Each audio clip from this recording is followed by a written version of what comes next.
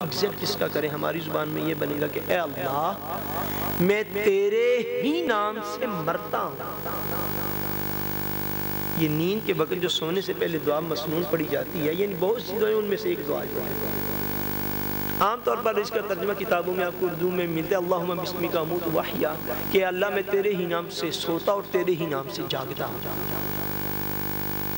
لیکن آپ اس کو ایگزیکٹ آپ ترجمہ کریں الفاظ کے ساتھ، لفظی ترجمہ جس کو ہم کہتے ہیں وہ یہ بنے گا اللہم باسمک اموت و احیا، یا اللہ میں تیرے ہی نام سے مرتا ہوں۔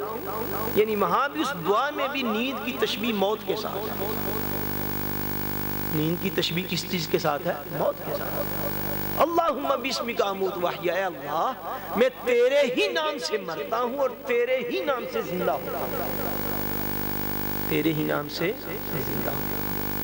اسی طرح سونے کے بعد اٹھ کر جو دعا پڑھی جاتی ہے، جو مسنون کئی دعائیں ہیں، ان میں سے ایک جو بڑی عام ہے وہ یہ کہ الحمدللہ الذی احیانا بعد ما اماتنا والیہ النشور۔ فرمایا کہ اے بندے کو یا اللہ تیرا شکر ہے، الحمدللہ یا اللہ تیرا شکر ہے کس بات پر؟ الذی احیانا، اے اللہ شکر ہے تیرا کہ تو نے ہمیں زندگی عطا کی، بعد ما اماتنا، اس کے بعد کہ ہم مر چکے ہیں۔ یہ صحیح لفظی ترجمہ بنتا ہے اس دعا۔ اے اللہ الحمدللہ الذی احیانا، اے اللہ تیرا شکر ادا کرتے ہیں کہ تو نے ہمیں زندگی عطا کی، بعد ما اماتنا، اس کے بعد کہ ہم مر چکے تھے، یعنی کہ ہم سو چکے تھے، اس کے بعد تو نے ہمیں پھر زندہ کر دیا، وَإِلَيْهِ النُّشُورُ، اور سب کو تیرے ہی طرف پلٹ کر جانا ہے۔ ان دعاؤں کے الفاظ پر بھی آپ غور کریں تو اس میں بھی نیند کی تشبیہ جو ہے وہ موت کے ساتھ ہے، اور نیند سے بیدار ہونے کی تشبیہ جو ہے وہ زندگی کے ساتھ ہے۔ نیند کا عمل گویا کہ ایک ایسا عمل ہے جیسے انسان ایک دفعہ اس دنیا سے بالکل کنارہ کش ہو جاتا ہے اور یقیناً ہو جاتا ہے، اور جب نیند سے بیدار ہوتا ہے پھر اس کے اس دنیا کے ساتھ تعلق جو ہے وہ قائم ہو جاتا ہے۔ اس حالت کو اللہ تبارک و تعالیٰ نے اور اللہ کے پیارے رسول نے قرآن مجید میں بھی اور احادیث طیبات میں بھی موت کے ساتھ تشبیہ دی ہے۔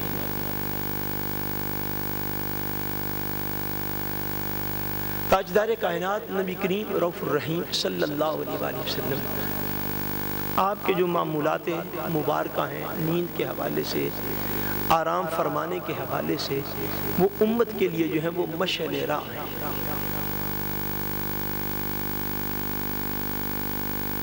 اب خالق کائنات نے ایک بات مجھے اور یاد آ گئی، وہ کالوں پھر آگے چلتے ہیں۔ اللہ تبارک و تعالیٰ نے اپنا اور مخلوق کا ایک فرق بھی بیان فرمایا ہے، اپنا اور مخلوق کا ایک فرق بھی بیان فرمایا۔ جب آپ آیت الکرسی پڑھتے ہیں، اللہ لا الہ الا هو الحی القیوم لا تأخذہ سینۃ ولا نوم، فرمایا اللہ وہ ہے کہ جس کو نیند نہیں آتی۔ بولیے نا سبحان اللہ، کیسی اللہ کی مخلوق ہے، اللہ کی شان سن کر بھی سبحان اللہ نہیں۔ لا تأخذہ سینۃ ولا نوم، فرمایا نیند تو بہت دور کی بات ہے، جس کو تم اونگنا کہتے ہو نا، اللہ تبارک و تعالیٰ کو تو اونگ بھی نہیں آتی۔ یہ مخلوق اور خالق میں یہ فرق ہوا کرتے ہیں، مخلوق اور خالق میں یہ فرق ہوا کرتے ہیں۔ یہ فرق مخلوق اور خالق میں جاہلانہ سوچ کی پیداوار ہے کہ وہ دور سے سنتا ہے اور مخلوق دور سے نہیں سنتی، ایسے فرق نہیں ہوتے خالق اور مخلوق میں۔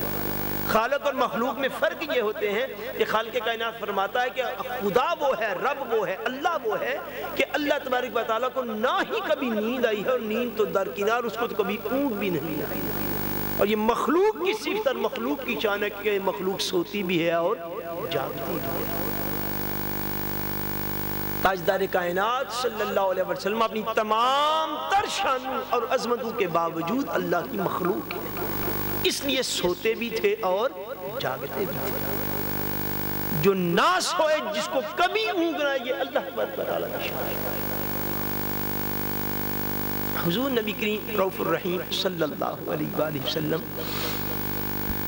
آپ کے سونے کے معمولات جو ہیں وہ اس طرح ہیں کہ تاجدار کائنات صلی اللہ علیہ وسلم جب گھر تشریف لاتے شام کو، تو عام طور پر حضور صلی اللہ علیہ وسلم نے اپنے گھر میں اپنا جو وقت تھا اس کو 3 حصوں میں تقسیم فرما رکھا تھا۔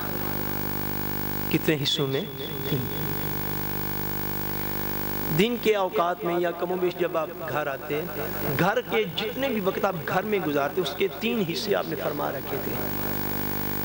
ایک حصہ جو تھا وہ تو اہل خانہ کے ساتھ ان کے حقوق کی ادائیگی میں صرف ہوتا، اہل خانہ کے حقوق کی ادائیگی میں، ان کے معاملات کی، ان کے جو پرابلمز ہیں ان کو سالو کرنے کی، ان کی جو ضروریات ہیں ان کو پورا کرنے کی ایک حصہ آپ نے اپنے اہل خانہ کے لیے جو تھا وہ رکھا ہوتا۔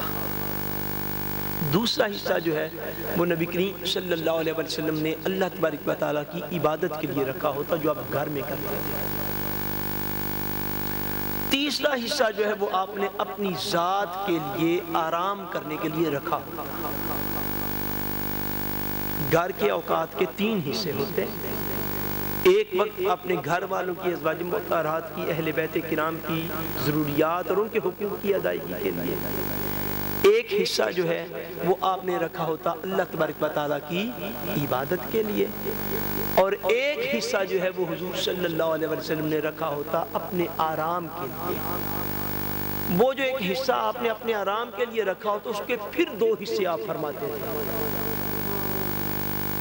اس کے پھر 2 حصے اللہ اسی آپ یوں کہہ لیں کہ اگر آپ نے 3 گھنٹے حضور نے اپنے آرام کے لیے رکھے ہوتے ایک دن میں، اس کے پھر آگے 2 حصے ہو جاتے ہیں۔ 2 حصے اس طرح ہوتے ہیں، اس میں سے آدھا وقت پھر آپ امت کی ضروریات پورا کرنے کے لیے اس میں صرف فرما دیتے ہیں۔ وہ اس طرح کہ سیرت کی کتب میں آتا ہے کہ نبی کریم صلی اللہ علیہ وسلم جب گھر بھی تشریف لے جاتے تو اپنے قریبی صحابہ جو ہیں حضرت ابوبکر صدیق رضی اللہ تعالیٰ عنہ، حضرت عمر فاروق رضی اللہ تعالیٰ عنہ، ان کو پھر گھر بھی طلب فرما لیتے اور ان سے امت کے معاملات کے ان کے ساتھ ڈسکس کیا کرتے ہیں۔ جو اجتہادی معاملات ہوتے ہیں ان کے ساتھ ڈسکس فرمایا کرتے، اور نبی کریم صلی اللہ علیہ وسلم نے اس طرح جو اپنے آرام کا حصہ رکھا ہوتا اس کو پھر 2 حصوں میں ہمیشہ تقسیم فرماتے، آدھا امت کے لیے ہوتا اور اس میں سے آدھا جو بچ جاتا اس میں حضور آرام فرمایا کرتے تھے۔ اور آرام فرمانے کی کیفیت جو ہے حضور صلی اللہ علیہ وسلم کی نیند کی کیفیت ایسی ہوتی کہ تاجدار کائنات صلی اللہ علیہ وسلم نے اس بات کو اپنی امت کے لیے مستحب قرار دیا کہ جب بندہ سونے کے لیے جائے تو حضور کے معمول میں سے یہ ایک معمول تھا کہ حضور صلی اللہ علیہ وسلم دن کا لباس جو ہے، کیا دن کا لباس وہ اور استعمال فرماتے اور رات کو سونے والا لباس جو ہے وہ اور استعمال فرماتے۔ دن والا لباس اور ہوتا اور رات کو سونے والا لباس جو ہے وہ اور ہوتا۔ اور تاجدار کائنات صلی اللہ علیہ وسلم کے معمولات میں یہ بھی شامل ہے کہ جس بستر پر آپ آرام فرماتے اس بستر کو آپ روزانہ جھاڑا کرتے تھے، اس بستر کو روزانہ آپ جھاڑا کرتے تھے، یعنی بغیر جھاڑے ہوئے حضور نے بستر پر آرام نہیں فرمایا، اس کو جھاڑ کے صاف ستھرا کر کے اس کے اوپر آپ آرام فرماتے۔ اور رات کو جب حضور آرام فرمانا چاہتے تو صحابہ نے یوں بھی روایات فرمائی ہیں کہ حضور کسی بھی ایسے گھر میں اپنے ازواج مطہرات کے ہاں کسی بھی ایسے گھر میں حضور رات کو قیام نہ فرماتے جہاں پر چراغ نہ جلتا ہو،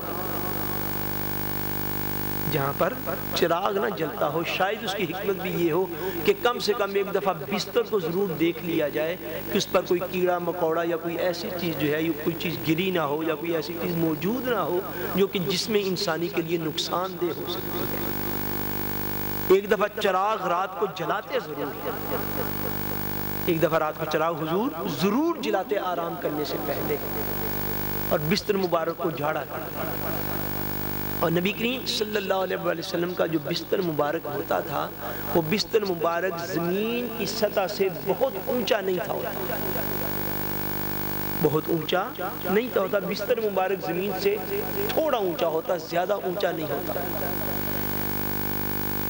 اور نبی کریم صلی اللہ علیہ وسلم نے چارپائی پر بھی آرام فرمایا ہے، بیڈ یا چارپائی جو تھی اس پر بھی حضور نے آرام فرمایا ہے، لیکن رات کو جو بستر مبارک یوز کرتے تھے وہ زمین سے اونچا